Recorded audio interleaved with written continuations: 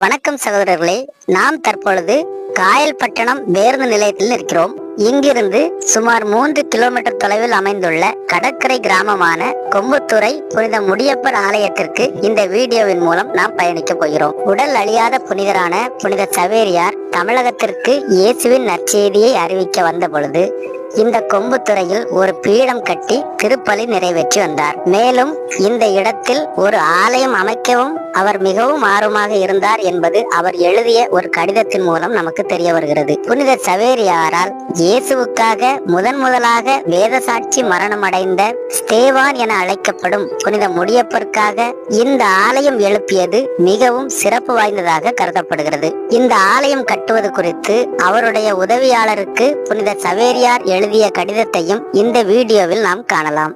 எல்லாம் சரி, யார் இந்த முடியப்பர் என்று கேட்கிறீர்களா? இந்த முடியப்பரை பற்றி நாம் தெரிந்து கொள்ள விரும்பினால் நம்முடைய பரிசுத்த வேதாகமத்தில் புதிய ஏற்பாட்டில் அப்போஸ்தலர் பணி நூலில் 6 மற்றும் 7ஆம் அதிகாரத்தை முழுமையாக படிக்க வேண்டும். புனித முடியப்பர் கடவுளின் பந்தியை நடத்துவதற்காக 12 அப்போஸ்தலர்களால் தேர்ந்தெடுக்கப்பட்ட 7 பேரில் ஒருவர். முடியப்பர் அருளும் ஆற்றலும் நிறைந்தவராய் மக்களிடையே மாபெரும் அற்புதங்களையும் அருங்குறிகளையும் செய்து வந்தார் என்று அப்போஸ்தலர் பணி 6ஆம் அதிகாரம் 8ஆம் வசனம் கூறுகிறது.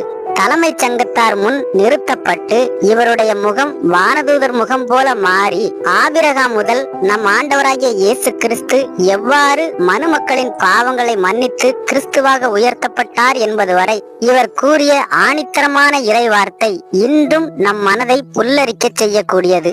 இயேசுவின் கொலைப்பழியை தலைமைச் சங்கத்தார் மீதும் மூப்பர்கள் மீதும் மறைநூல் அறிஞர்கள் மீதும் சுமத்திய புனித முடியப்பரை நகருக்கு வெளியே அழைத்து சென்று அவரை கல்லால் எறிந்து கொன்றனர். அவரும் ஆண்டவராகிய இயேசுவே, என் ஆவியை ஏற்றுக்கொள்ளும் என்று வேண்டிக் கொண்டார். முழந்தாள் படியிட்டு, ஆண்டவரே, இப்பாவத்தை இவர்கள் மீது சுமத்தாதீர் என்று உரத்த குரலில் கூவி உயிர் நீர்த்தார். நம் ஆண்டவர் இயேசுவிற்காக கல்லால் எறிந்து கொலை செய்யப்பட்ட முதல் வேத சாட்சியான புனித முடியப்பரை இந்த ஆலயத்தில் நேரடியாக சந்திப்போமா?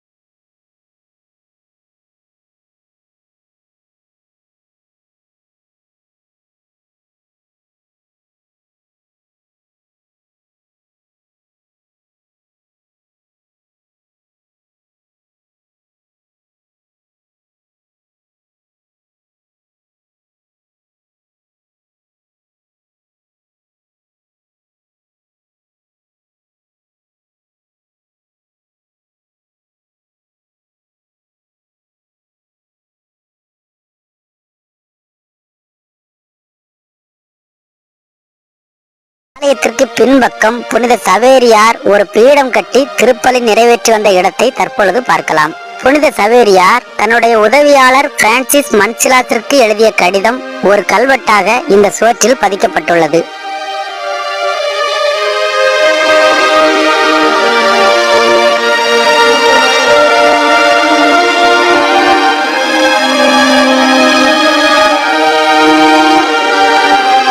இதுதான் சவேரியாரால் திருப்பலி நிறைவேற்ற பயன்படுத்தப்பட்ட பீடம்.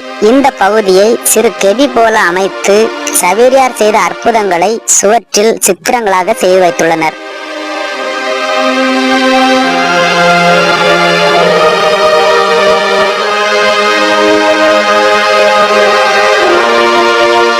இந்த ஆலயத்தின் திருவிழா ஆண்டுதோறும் ஜனவரி மாதம் 2ஆம் தேதி வெகு விமர்சையாக கொண்டாடப்படுகிறது.